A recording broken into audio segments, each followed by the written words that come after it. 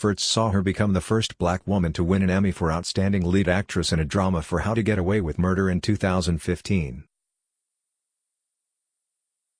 And Viola Davis, who also bagged an Oscar for the flick Fences last year, has detailed her evolving journey in the acting business, admitting to Net-a-Porter's digital magazine Porter Edit that she now views herself differently after undertaking sex scenes.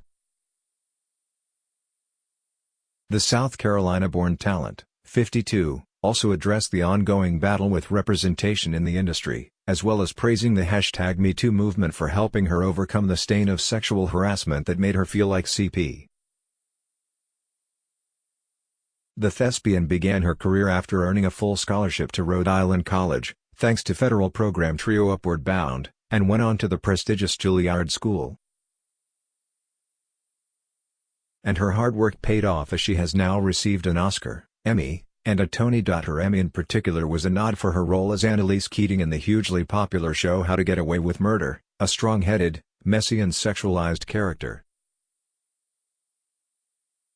Speaking of the show, in which she was required to perform sex scenes, Viola revealed, "I always felt in playing sexuality you have to look a certain way, to be a certain size, to walk a certain way.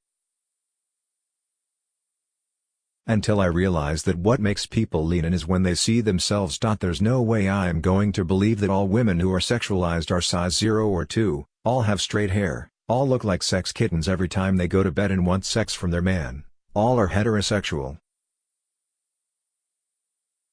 I am mirroring women. I always say it is not my job to be sexy, it's my job to be sexual, that's the difference," Viola, who is married to Julius Tenen, revealed.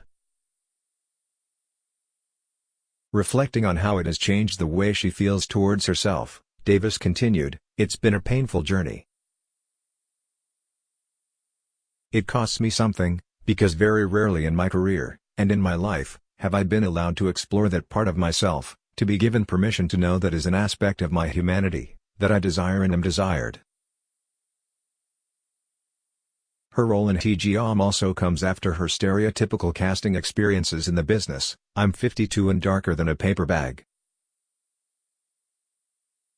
Women who look like me are relegated to the back of the bus, auditioning for crackheads and mamas and the person with a hand on her hip who is always described as sassy or soulful."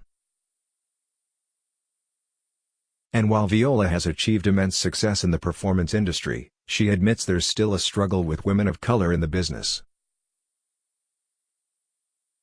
"People need to understand that they shouldn't see people of color one way. We don't always have to be slaves or in the hood or fighting the KKK.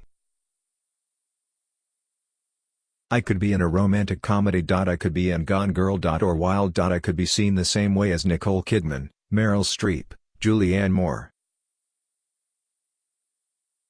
I actually came from the same sort of background. I went to Juilliard, I've done Broadway.